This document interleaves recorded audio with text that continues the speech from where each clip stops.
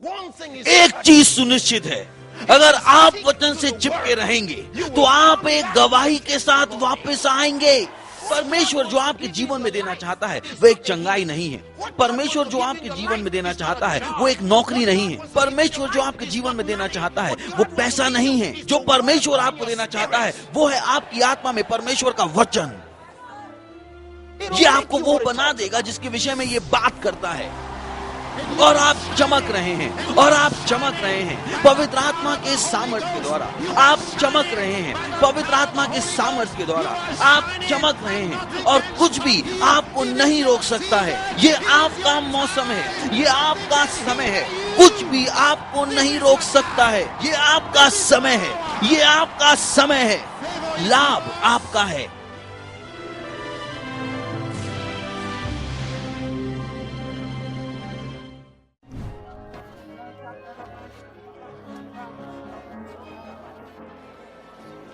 परमेश्वर की संतानों के रूप में हमें अवश्य ये जानना है कि प्रार्थना महत्वपूर्ण है। मैंने आपको कारण बताया कि परमेश्वर ने हमसे प्रार्थना करने को क्यों कहा, क्योंकि वह उनका जवाब देना चाहता है। और प्रार्थना के विषय में सुंदर बात यह है कि ये नहीं कि हमने प्रार्थना की, परंतु परमेश्वर ने हमसे इतना प्रेम किया और हमारा उत्तर दिया। अगर कोई उत्तर नहीं आते तो प्रार्थना अर्थहीन होती, पर क्योंकि वो हमें जवाब देता है।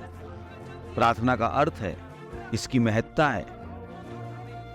याद रखिए, हमारे प्रार्थना करने से पहले ही वो हमारे हृदय को जानता है और फिर भी वो हमसे प्रार्थना करने को कहता है, क्योंकि जब हम बोलते हैं हम अपने विश्वास को बोलते हैं और विश्वास हमेशा परमेश्वर को प्रसन्न करता है। ये एक उपकरण है आत्मिकता के साथ संबंध रखने का। ये है टॉपिकल टीचिंग हाइलाइट्स प्रार्थना के हमारे हथियार के विषय में।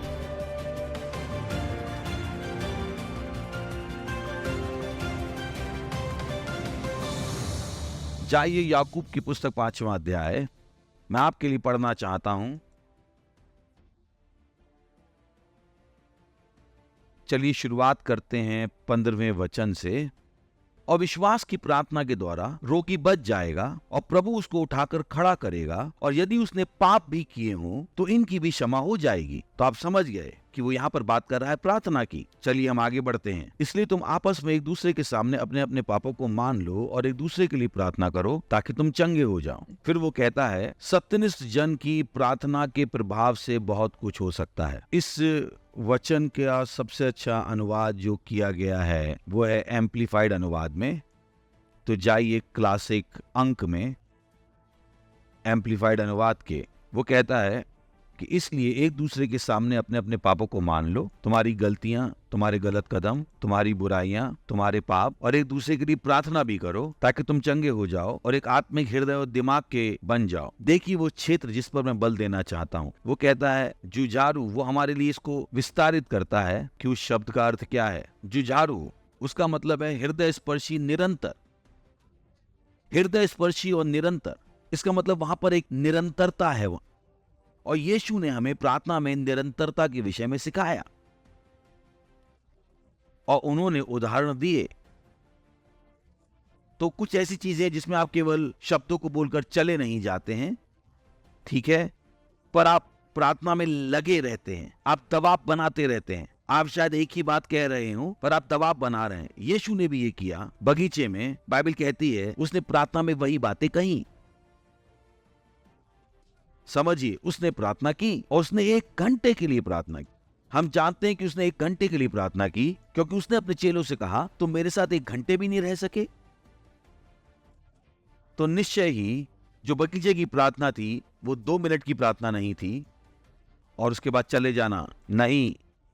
वो लगे रहे क्योंकि उन्होंने उस समय के ताओं को समझा। वो समझ गए थे कि जो प्रार्थना वो कर रहे हैं वो उनके परे थी। वो प्रार्थना उनके विषय में नहीं थी। ये वो नहीं था कि एक व्यक्ति को कोई जरूरत है, ये भविष्य के विषय में था। पीढ़ियों के, भूतकाल, वर्तमान और भविष्यकाल, जैसा मैंने कल बताया था। और वह अनंतता को देख रहे थे। वो सब जो जा चुके थे, वे जो उस समय जी रहे थे और वे सब जो आने वाले थे, और वो इन सारी वस्तुओं के भविष्य को देख रहे थे। तो यीशु अपने अंदर बहुत कुछ लिए हुए थे। इसने उन पर बल लगाया। तो वो कहता है कि एक जुझारू, हृदय स्पर्शी और निरंतर प्रार्थना एक सत्यनिष्ठ की बहुत सामर्थ को उपलब्ध कराती है। ध्यान दीजिए वो क्या कह रहा है, ये बहुत सामर्थ को उपलब्ध कराती है। तो सामर्थ उपलब्ध हो जाती है, और तब जब आप जान जाते हैं कि अब सामर्थ उपलब्ध है, तब आप बोलते हैं, भविष्यवाणी करते हैं, तब आप शब्दों को कहते हैं। पर जब तक वो सामर्थ उपलब्ध नहीं हो जाती है, आप फिर भी दबाव बनाते रहते हैं, आप दबाव बनाते रहते हैं, आप इसे अपने हृदय में लिए फिरते हैं। थोड़े थोड़े समय में आप उन वस्तुओं को कहते हैं, उन शब्दों को कहते हैं, बार बार आप आत्मा में अंधकार के बलों को दबा रहे होते हैं। मैं आपको वहां जल्दी ही ले जाऊंगा, केवल सुनिए मैं क्या कह रहा हूं। एक सत्यनिष्ठ की जुझारू हृदय स्पर्शी निरंतर प्रार्थना बहुत सामर्थ्य उपलब्ध कराती है, जो अपने कार्य करने में गतिशील है, दूसरे शब्दों में प्रभावी है, अपने कार्य करने में गतिशील है। तो बाइबल हमें बताती है, ठीक है, वापस जाइए किंग जेम्स में। मैं इसको इस्तेमाल कर रहा था उस 16वें के आखिरी भाग को समझाने के लिए। अब देखिए वो उदाहरण जो वो हमें देता है, 17वां वचन। एलियास, वो ग्रीक से अनुवादित किया गया है। एलिया भी तो हमारे समान दुख सुख भोगी मनुष्य था। वो कह रहा है वो ठीक हमारे ही तरह था, ठीक है, जैसे हम हर दिन जीवन जीते हैं उस तरह से। तो उसने उन चीजों का सामना किया जिनका हम करते हैं, वो यही कह रहा है। एलिया भी तो हमारे समान दुख सुख भोगी मनुष्य था, और उसने गिड़गिड़ा कर प्रार्थना की। जुझारू हृदय स्पर्शी निरंतर प्रार्थना एक सत्यनिष्ठ व्यक्ति की। तो एलिया ने जुझारू रूप से प्रार्थना की कि पानी ना बरसे, और 3.5 साल तक भूमि पर पानी नहीं बरसा। फिर वो कहता है 18वें वचन में, उसने फिर से प्रार्थना की। तो इसका अर्थ है कि कैसे उसने पहली बार प्रार्थना की, उसने वैसे ही दूसरी बार भी प्रार्थना की। अब जब आप बाइबल को देखेंगे, यह आपको दिखाता है कि कैसे एलिया ने दूसरी बार प्रार्थना की। आप नहीं देखते कि उसने पहली बार कैसे प्रार्थना की थी, पर यह वचन आपको दिखाता है कि उसने दूसरी बार कैसे प्रार्थना की थी, जैसे कि उसने पहली बार प्रार्थना की थी। उस दूसरी बार हम देखते हैं कि वह अपने घुटनों पर गिर पड़ा और अपने घुटनों के बीच सर को रखकर प्रार्थना की, ठीक है। और निश्चय ही उसने अपने सेवकों से कहा था कि वो पता लगाएं कि बादलों में क्या हो रहा था जब वो प्रार्थना कर रहा था। आपको समझना है कि आपके पास जो वहां पर है वो है छोटा रूप, जैसा कि ये था, ये छोटा रूप है। और यही कारण है कि वो आपको बताता है कि एलिया ने जुझारू रूप से प्रार्थना की। जुझारू रूप से हमें प्रार्थना में निरंतरता के विषय में सिखाते हुए मैं क्या चाहता हूं कि आप देखें, क्योंकि मैं सोचता हूं कि जब हम यहां पर प्रार्थना में आपका नेतृत्व करते हैं, आप शायद बस चले जाएं और आपको लगे कि आपने प्रार्थना कर ली। हां, आपने प्रार्थना कर ली, पर यह काफी नहीं है इस तरह की वस्तु के लिए।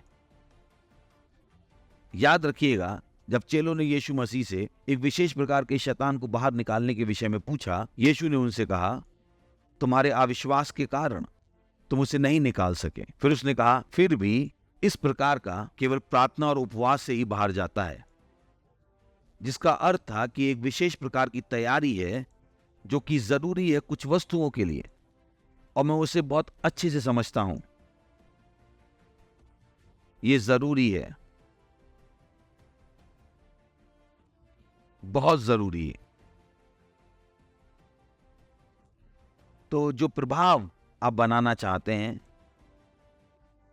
आत्मा में, वो निर्धारित होगा उस गंभीरता के द्वारा जो आप दिखाते हैं जब बात आती है प्रार्थना की। तो अगर आप किसी चीज को जन्म देना चाहते हैं तो निश्चय ही इसमें और अधिक गंभीरता लगती है, इसमें बहुत ज्यादा लगती है। अभी भी आना बाकी है। कुछ ऐसी वस्तुएं हैं जिनमें दृढ़ आग्रह लगता है। इसका मतलब है बेशर्म होकर लगे रहना। उत्तर नहीं आता है सोमवार को तो मंगलवार तक जारी रखो। अगर मंगलवार को ना आए तो बुधवार तक जाओ, अगर बुधवार को ना आए तो गुरुवार तक लगे रहो, अगर गुरुवार तक नहीं आए तो शुक्रवार तक लगे रहो। वही वस्तुएं रविवार तक। अगर उस पूरे हफ्ते कुछ नहीं हुआ तो अगले हफ्ते लग जाइए। दबाव बनाते रहिए, क्योंकि आपको ये मिलेगा। बने रहिए। और मैंने आपसे कहा था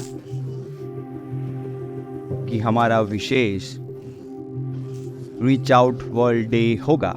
ये सुनिश्चित करो कि आप उसकी योजना बना रहे हैं। ये कुछ महीनों के बाद है, परंतु इतनी विशाल चीज की प्लानिंग करने के लिए लंबा समय लगता है। हम वास्तविकता संग्रह को लेकर जा रहे हैं पूरे विश्व में। वास्तविकता संग्रह को हर जगह, हर देश में, हर शहर में, हर गांव में, सारी बस्तियों में, ट्रेन्स में, बसेस में, स्कूलों में, हाईवेज पे और बाड़ों में हम परमेश्वर के वचन को हर एक के लिए उपलब्ध करना चाहते हैं। और हम इन्हें दे रहे हैं उनकी भाषा में, वो भाषा जो वो अच्छे से समझते हैं। तो उसकी योजना बनाइए और उसका एक भाग बनिए। इसे समझिए, हम अरबों कॉपीज की बात कर रहे हैं पूरे विश्व में। तो बड़ी योजना बनाइए जितनी आप बना सकते हैं। यही मैं आपसे कहूंगा, इतना बड़ा करिए जितना आप बड़ा कर सकते हैं। कितनी कॉपीज आप स्पॉन्सर कर सकते हैं, कितनी कॉपीज ये आपके ऊपर है। आप चुनिए कितनी कॉपीज आप स्पॉन्सर करने वाले हैं। पर ये सुनिश्चित है कि हम पूरे विश्व में अरबों कॉपीज ले जा रहे हैं। हम 10 अरब से ज्यादा कॉपीज को देख रहे हैं। हमारे पास बच्चों के लिए है, हमारे पास टीनेजर्स के लिए है, हमारे पास वयस्कों के लिए है और हमारे पास ब्रेल वर्जन्स में भी है। ये बहुत ही विशाल होने वाला है। इसमें से आधी कॉपीज हम प्रिंट करने वाले हैं और आधी कॉपीज डिजिटल फॉर्मेट्स में होगी। पर आप जानते हैं कि डिजिटल फॉर्मेट्स हमेशा इससे ज्यादा हो सकते हैं, तो वो ज्यादा मुश्किल नहीं है। पर वो प्रिंट कॉपी है जिसमें ज्यादा समय लगता है।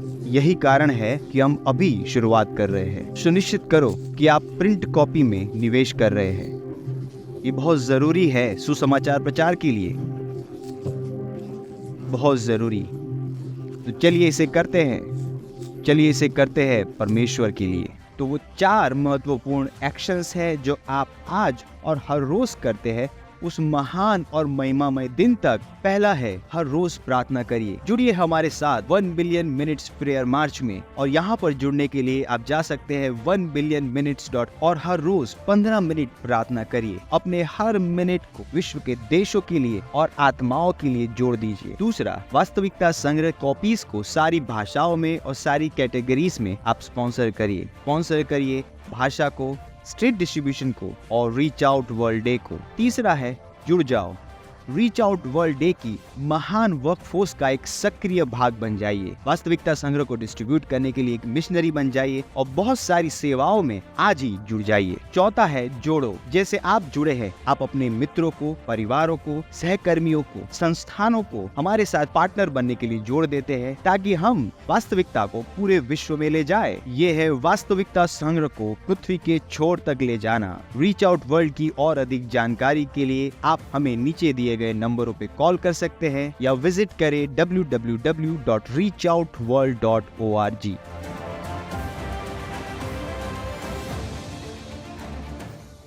ये है टॉपिकल टीचिंग हाइलाइट्स, प्रार्थना के हमारे हथियार के विषय में।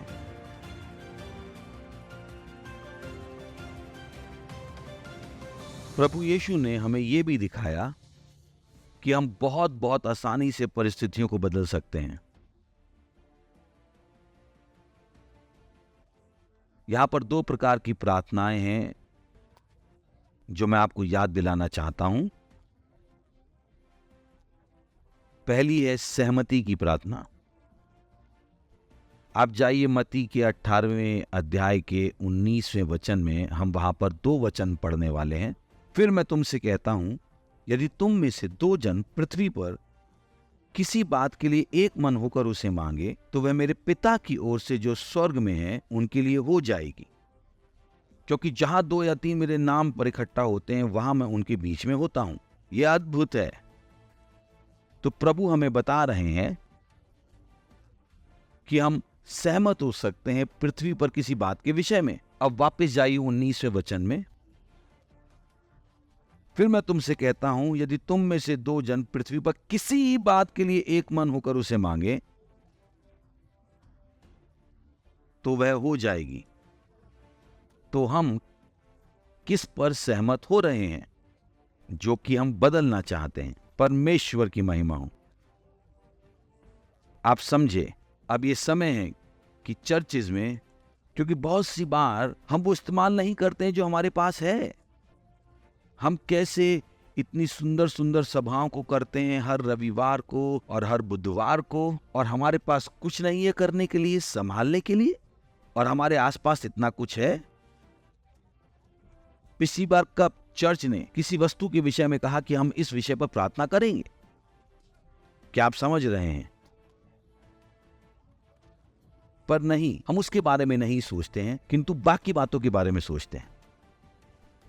तो यहां पर एक बहुत बड़ा अवसर है और बहुत सारे श्रमिक हैं किसी भी उद्देश्य को पूरा करने के लिए, कि वो सहमति की प्रार्थना करें और किसी काम को करवा लें।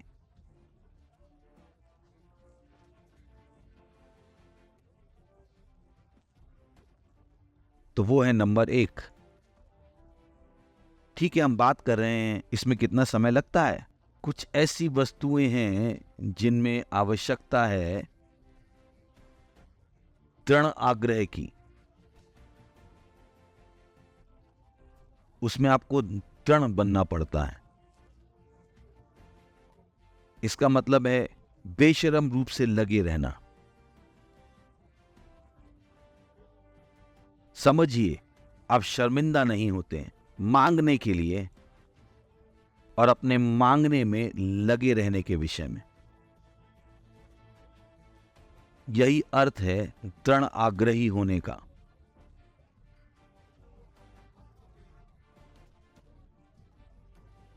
आप लज्जित नहीं होते हैं या मांगने में शर्माते नहीं हैं और लगातार मांगते रहते हैं।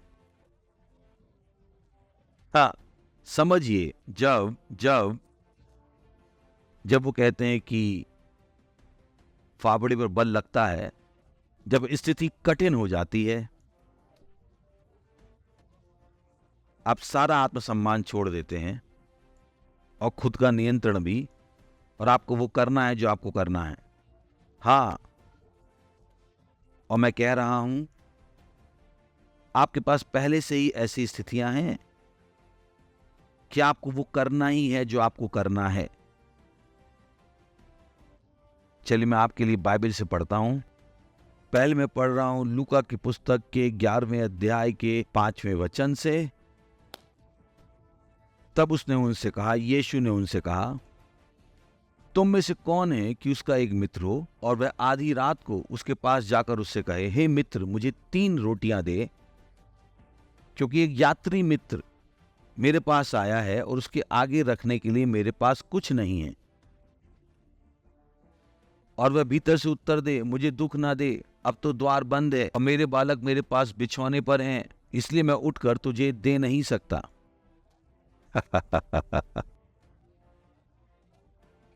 हे प्रभु, मैंने कुछ अभी ध्यान दिया। धन्यवाद प्रभु। Cleri agdeons co osciblates, ligrofte afladogus cojon soframina alagato oragalias car extes. धन्यवाद प्रभु। ओके, चलिए वापस जाकर पढ़ते हैं। और वह भीतर से उत्तर दे, मुझे दुख ना दे, अब तो द्वार बंद है और मेरे बालक मेरे पास बिछौने पर हैं, इसलिए मैं उठकर तुझे दे नहीं सकता। अगला वचन, मैं तुमसे कहता हूं, यदि उसका मित्र होने पर भी उसे उठकर ना दे, तो भी उसके लज्जा छोड़कर मांगने के कारण उसे जितनी आवश्यकता हो उतनी उठकर देगा। अगला वचन, और मैं तुमसे कहता हूं कि मांगो तो तुम्हें दिया जाएगा, ढूंढो तो तुम पाओगे, खटखटाओ तो तुम्हारे लिए खोला जाएगा। क्या आपने ये देखा? क्या आपने ये देखा? उसने कहा, यद्यपि उसका मित्र होने पर भी वह उसे उठकर ना दे, किंतु उसके दृढ़ आग्रह और लज्जा छोड़कर मांगने के कारण वो कहेगा, अच्छा तुझे जितना चाहिए ले जा, जो कुछ तुझे चाहिए ले जा और जा।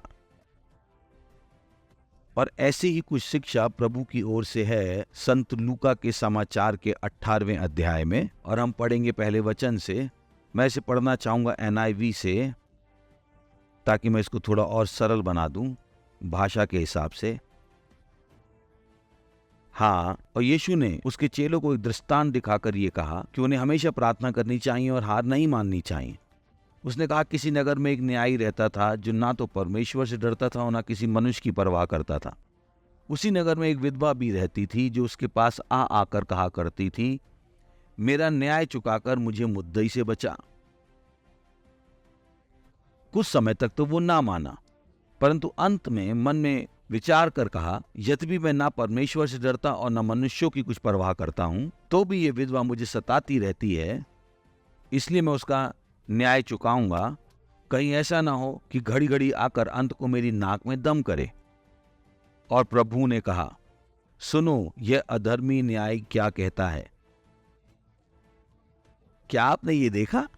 प्रभु ने उसे अधर्मी न्यायी कहा। वो उन्हें जानता है। उसने कहा, सुनो, देखो अधर्मी न्यायी ने क्या कहा। इसलिए क्या परमेश्वर अपने चुने हुओं का न्याय ना चुकाएगा जो रात दिन उसकी दुहाई देते रहते हैं? क्या वह उनके विषय में देर करेगा? मैं तुमसे कहता हूं, वह तुरंत उनका न्याय चुकाएगा।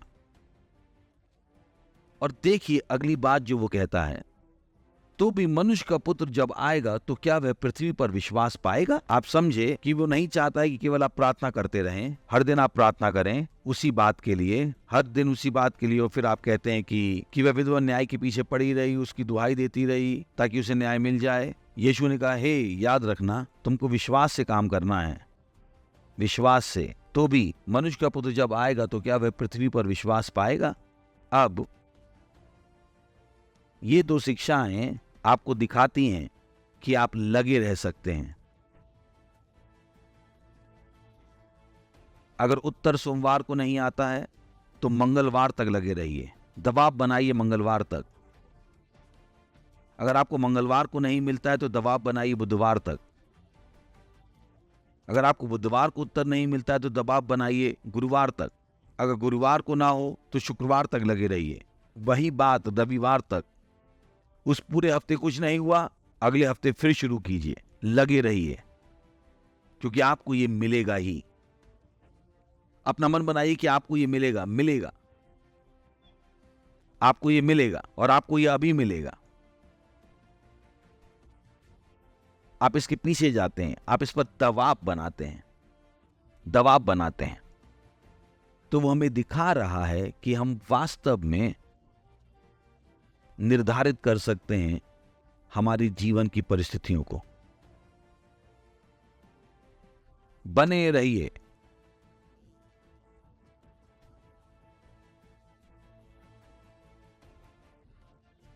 पास्टर क्रिस जल्दी ही वापस आएंगे। आपका स्वागत है। मैं भरोसा करता हूं कि आज प्रभु आपको छुएगा और आप तक चंगाई लाएगा।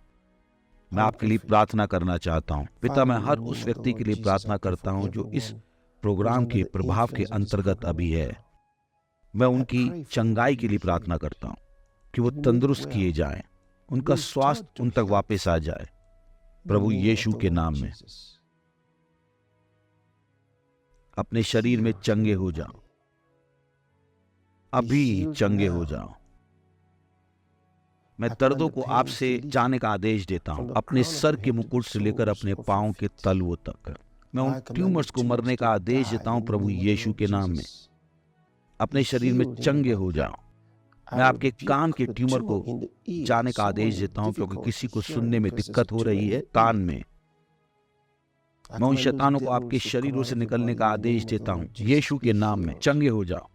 अपने हाथों को अपने शरीर पर रखिए और कहिए, मैं अपनी चंगाई को अपने शरीर में ग्रहण करता हूं प्रभु यीशु के नाम में। Praise God. हाँ, चंगे हो जाओ यीशु के नाम में। आमीन। हमें बताइए परमेश्वर ने आपके लिए क्या किया है। स्क्रीन पर दिए हुए पते को इस्तेमाल कीजिए ताकि आप हमसे संपर्क कर सकें। हमें आपसे सुनकर बहुत खुशी होगी। इससे पहले मैं आपको जाने दूं, हमारे पास सामग्रियां हैं आपके मसीह जीवन में बढ़ने में आपकी सहायता करने के लिए। इसका शीर्षक है कैसे चमत्कार को ग्रहण करना और उसे बनाए रखना। बहुत सरल वस्तुएं जो आप परमेश्वर के वचन से सीख सकते हैं। आज ही अपनी प्रति ले लीजिए। अगर आप कॉल करेंगे या एक ईमेल भेजेंगे या जो स्क्रीन पर डिटेल है वहां पर एक संदेश भेजेंगे, हम आपसे संपर्क करेंगे और आपको पता लग जाएगा किताब कैसे पाना है। इसे देखिए कि अपने विश्वास को काम पर कैसे लगाएं। एक और महत्वपूर्ण पुस्तक केवल आपके लिए। और अंत में प्रभावी तरीके से प्रार्थना कैसे करें। परमेश्वर चाहता है कि हम प्रार्थना करें और प्रार्थनाओं के उत्तरों को ग्रहण करें। यीशु के वचनों को याद रखिएगा जब उन्होंने कहा, मांगो और ग्रहण करो ताकि तुम्हारा आनंद पूरा हो जाए। मैं खुश हूँ कि आज हम आपको कुछ विचार दे पाए और आपके विश्वास को उत्साहित कर पाए और आप अपनी चंगाई को ग्रहण कर पाए। मैं आपसे फिर से मिलने की आशा करता हूँ और तब तक एक चमत्कारों के वातावरण में जीते रहिए। अगर आपने कभी भी उद्धार ग्रहण नहीं किया था, अगर आपने कभी भी मसीह को अपने हृदय में ग्रहण नहीं किया था, अगर आपने कभी भी मसीह के इस जीवन का अनुभव नहीं किया जिसके बारे में मैं बात कर रहा हूं, यह आपका क्षण है। इन शब्दों को कहिए, हे प्रभु परमेश्वर, मैं विश्वास करता हूं यीशु मसीह में, परमेश्वर के पुत्र में। मैं विश्वास करता हूं वो मरा मुझे बचाने के लिए। मैं विश्वास करता हूं परमेश्वर ने उनको मरे हुए में से जिलाया और वो आज जीवित हैं। मैं अपने मुंह से अंगीकार करता हूं, यीशु मसीह मेरे जीवन के प्रभु हैं आज के दिन से, और उनमें मेरे विश्वास के द्वारा मैं ग्रहण करता हूं अनंत जीवन मेरे हृदय में, मेरी आत्मा में। धन्यवाद प्रभु मेरी आत्मा को बचाने के लिए। अब मेरे पास अनंत जीवन है। अभी मैं परमेश्वर की एक संतान हूं। मैं नया जन्मा हूं। धन्यवाद प्रभु। अगर आपने अभी अभी इस प्रार्थना को कहा था पास्टर क्रिस के साथ, बधाई हो। परमेश्वर के परिवार में आपका स्वागत है। और मैंने आपसे कहा था कि हमारा विशेष रीच आउट वर्ल्ड डे होगा। ये सुनिश्चित करो कि आप उसकी योजना बना रहे हैं। ये कुछ महीनों के बाद है, परंतु इतनी विशाल चीज की प्लानिंग करने के लिए लंबा समय लगता है। हम वास्तविकता संग्रह को लेकर जा रहे हैं पूरे विश्व में। वास्तविकता संग्रह को हर जगह, हर देश में, हर शहर में, हर गांव में, सारी बस्तियों में, ट्रेन्स में, बसेस में, स्कूलों में, हाईवेज पे और बाड़ों में हम परमेश्वर के वचन को हर एक के लिए उपलब्ध करना चाहते हैं। और हम इन्हें दे रहे हैं उनकी भाषा में, वो भाषा जो वो अच्छे से समझते हैं। तो उसकी योजना बनाइए और उसका एक भाग बनिए। इसे समझिए, हम अरबों कॉपीज की बात कर रहे हैं पूरे विश्व में। तो बड़ी योजना बनाइए जितनी आप बना सकते हैं। यही मैं आपसे कहूंगा, इतना बड़ा करिए जितना आप बड़ा कर सकते हैं। कितनी कॉपीज आप स्पॉन्सर कर सकते हैं, कितनी कॉपीज ये आपके ऊपर है। आप चुनिए कितनी कॉपीज आप स्पॉन्सर करने वाले हैं। और ये सुनिश्चित है कि हम पूरे विश्व में अरबों कॉपीज ले जा रहे हैं। हम 10 अरब से ज्यादा कॉपीज को देख रहे हैं। हमारे पास बच्चों के लिए है, हमारे पास टीनेजर्स के लिए है, हमारे पास वयस्कों के लिए है, और हमारे पास ब्रेल वर्जन्स में भी है। ये बहुत ही विशाल होने वाला है। इसमें से आधी कॉपीज हम प्रिंट करने वाले हैं और आधी कॉपीज डिजिटल फॉर्मेट्स में होगी। पर आप जानते हैं कि डिजिटल फॉर्मेट्स हमेशा इससे ज्यादा हो सकते हैं, तो वो ज्यादा मुश्किल नहीं है। पर वो प्रिंट कॉपी है जिसमें ज्यादा समय लगता है। यही कारण है कि हम अभी शुरुआत कर रहे हैं। सुनिश्चित करो कि आप प्रिंट कॉपी में निवेश कर रहे हैं। ये बहुत जरूरी है सुसमाचार प्रचार के लिए, बहुत जरूरी। तो चलिए इसे करते हैं, चलिए इसे करते हैं परमेश्वर के लिए।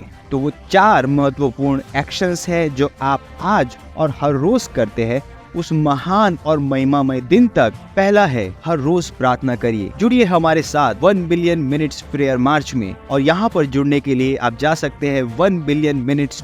और हर रोज 15 मिनट प्रार्थना करिए। अपने हर मिनट को विश्व के देशों के लिए और आत्माओं के लिए जोड़ दीजिए। दूसरा, वास्तविकता संग्रह कॉपीज को सारी भाषाओं में और सारी कैटेगरीज में आप स्पॉन्सर करिए। स्पॉन्सर करिए भाषा को, स्ट्रीट डिस्ट्रीब्यूशन को और रीच आउट वर्ल्ड डे को। तीसरा है, जुड़ जाओ रीच आउट वर्ल्ड डे की महान वर्कफोर्स का एक सक्रिय भाग बन जाइए। वास्तविकता संग्रह को डिस्ट्रीब्यूट करने के लिए एक मिशनरी बन जाइए और बहुत सारी सेवाओं में आज ही जुड़ जाइए। चौथा है जोड़ो। जैसे आप जुड़े हैं, आप अपने मित्रों को, परिवारों को, सहकर्मियों को, संस्थानों को हमारे साथ पार्टनर बनने के लिए जोड़ देते हैं ताकि हम वास्तविकता को पूरे विश्व में ले जाए। ये है वास्तविकता संग्रह को पृथ्वी के छोर तक ले जाना। रीच आउट वर्ल्ड की और अधिक जानकारी के लिए आप हमें नीचे दिए गए नंबरों पे कॉल कर सकते हैं या विजिट करें www.reachoutworld.org।